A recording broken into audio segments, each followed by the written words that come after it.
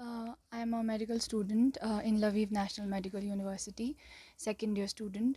And हमारा summers की holidays के बाद हम सितंबर को इधर से लवीव गए थे फॉर न्यू ऑटम सेशन। फिर तब इतना ज़्यादा लड़ाई की बातें नहीं हो रही थी, लेकिन जब जनवरी नया साल स्टार्ट हुआ उसके बाद लड़ाई की, वो रशियन ट्रूप्स बॉर्डर पे आ गए, वैसा चल रहा था बातें। लेकिन पेरेंट्स भी बोल रहे थे कि वापस आ जाओ, लेकिन यूनिवर्सिटी से ऐसा श्योरिटी नहीं मिला था कि ऑनलाइन होगा क्लासेस, तो इसीलिए हम रुके हुए थे उस टाइम। एंड 24th को जब बॉम्बारिंग स्टार्ट हुआ तो हम सब लोग हॉस्टल पे ही थे। I am from Lviv city. फिर उसके नेक्स्ट दिन बाद ही एडवाइज़री जब निकला था, पोलैंड बॉर्डर खुला हुआ है जाने के लिए, तो सब लोग हॉस्टल से कैब्स, प्राइवेट कैब्स लेकर बॉर्डर तक जा रहे थे।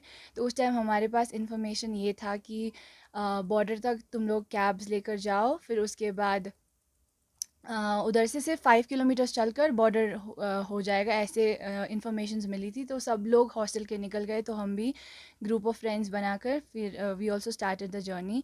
लेकिन जब टैक्सी ने हमको छोड़ा, लगेज सब था, तो उन्होंने भी बोला 5 किलोमीटर्स है इधर से, लेकिन एक्चुअल में हमने 4:30 में स्टार्ट किया था जर्नी बॉर्डर के लिए on by foot, and it took 40 to 45 kilometres to reach the border. और वो हमने पैदल 4:30 से अराउंड 12:30 1 o'clock को हम बॉर्डर पहुँचे। और वो एक प्रॉपर बॉर्डर भी नहीं था, एक लाइक फर्स्ट चेक पोस्ट जैसा था जो यूक्रेनियन पुलिस ने बनाया था। तो उधर बोथ साइड जंगल था, रहने का कुछ जगह नहीं था। तो फिर उस टाइम जाने क्रॉस करने चेक पॉइंट क्रॉस करने के लिए नहीं दे रहे थे। तो फिर जब हम लोग लाइन पे खड़े हुए थे, तो मेरी एक दोस्त को हाइपोथर्मिया हो गया एक्सट्रीम कोल्ड की वजह से, -5 डिग्री था बाहर। तो उसको फिर एम्बुलेंस बुलाया हमने, हेल्प के लिए बोला, फिर उसको वापस लेकर गए। और फिर उस रात हमने पूरा, एक पास में ही गैस स्टेशन था, we spend the entire night there.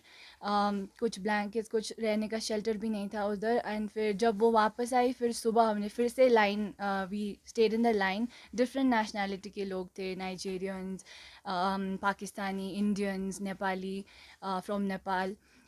तो सब लोग लाइन पे खड़े हुए थे और हमें क्रॉस करने के लिए जाने ही नहीं दे रहे थे। बाकी फर्स्ट यूक्रेनियंस जा रहे थे, फिर उसके बाद हमको जाने दे रहे थे। फिर एट द एंड जैसे तैसे कर कर at the end around evening हमको जाने दिया। ग्रुप्स ऑफ 10 बनाकर स्पेशली लड़कियों को पहले जाने दिया। तो मैं, मेरी कुछ दोस्त आगे निकल गए थे बस के लिए जाने के लिए, चेक पोस्ट क्रॉस कर कर।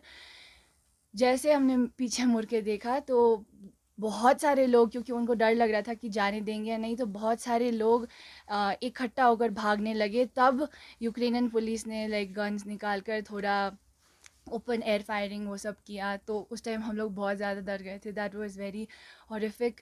उसके बाद हम बस के थ्रू ऊपर check post, Ukrainian first check post पे पहुँचे, जहाँ पर जहाँ पर ट्रांजिट वीज़ा का स्टैंपिंग लग रहा था। फिर उधर भी same thousands of people in the line, जाने नहीं दे रहे थे। फिर उसके बाद उस रात भी हमने उधर बिताया बाहर ही, सोने का शेल्टर जगह नहीं था। फिर उस दिन भी हमने बाहर बिताया। फिर द नेक्स्ट डे फिर लड़कियों को जाने दिया, फिर लड़कियों, Indian boys were left behind and girls were moving forward. फिर जहाँ पर मेन स्टैंपिंग हो रहा था उधर भी like everyone was pushing each other. Nigerians were fighting, Indians were fighting with each other. It was a chaos, total chaos. And then us time I had come to a point that I called my parents and I was like, I'm about to give up because कोई possibility नहीं दिख रहा था कि हम जाएंगे। Because first Ukrainians जा रहे थे, फिर उसके बाद हमको जाने मिल रहा था। ऊपर से झगड़ रहे थे, स्टैम्पीड हो रहा था। स्टैम्पीड होकर फिर मैं पीछे लाइन में, पीछे लाइन से फिर से स्टार्ट किया था। फिर एट द एंड जैसे तैसे करके मेरे दो दोस्त तो आगे निकल गए थे, तो मैं अकेली पड़ गई थी। फिर उसके बाद अराउंड 5:30 इन द इवनिंग फिर उस दिन मुझे जाने को मिला। दो कर कर भेज रहे थे वो लोग। It started snowing, extreme cold. फिर वो क्रॉस कर फिर मुझे लगा अब हो गया, लेकिन फिर और एक बॉर्डर था जो पोलैंड का क्रॉस करना था, जहाँ पर फिर और पोलैंड की तरफ से स्टैंपिंग हो रही थी। तो उधर भी थाउजेंड्स ऑफ पीपल, उधर भी सेम लड़कियों को पहले जाने के लिए बोल रहे थे, लेकिन उधर क्या हुआ बैड एक्सपीरियंस कि सब लोग धक्का, जब लड़कियों को जाने दे रहे थे पहले तो सब लोग पुश करने लगे, बोलने लगे नहीं नहीं। तो उस टाइम लाइक मेरे पैर में थोड़ा स्प्रेन आ गया था क्योंकि सूटकेस सब मेरे ऊपर गिर गया था, क्योंकि बहुत ज़्यादा कंजस्टेड हो गया था उस टाइम। तो उस टाइम भी मैंने पापा को कॉल कर कर लाइक रोते हुए कहा कि दिस इज़ लाइक इम्पॉसिबल हो रहा था, क्योंकि सब लोग, इतना सा रास्ता था बीच में, फिर उस उधर ही बहुत ज़्यादा धक्का मुक्की हो रहा था। फिर जैसे जैसे वो कर कर हमने स्टैंपिंग लिया, फिर after that finally we contacted with embassy, because embassy के लोग अंदर तो नहीं आ सकते क्योंकि डिफरेंट कंट्री है, तो they were waiting outside the Poland border. So once we contacted with them, things went on smoothly, then the bus was there, then the bus took us to the hotel Presidency that they had. Main बात तो ये है, मेरा बेटी बहुत 25 तारीख के करीब करीब 6 दिन बहुत स्ट्रगल करके यूक्रेन से आज घर वापस लौटी है।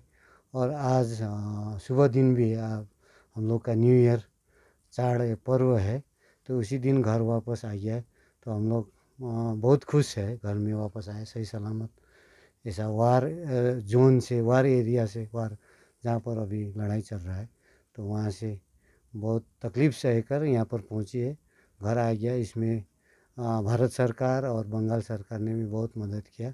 इसके लिए सब दो सरकार के लिए भी मैं आभारी हूँ, धन्यवाद प्रकट करता हूँ। और सभी दार्जिलिंग वासियों का और तिब्बतन भूटिया लोग जितना भी आप आज न्यू ईयर मना रहे, सभी को मैं आज न्यू ईयर का अभिनंदन जनाना चाहता हूँ। हैप्पी न्यू ईयर बोलना चाहता हूँ। हैप्पी लोसर। Thank you.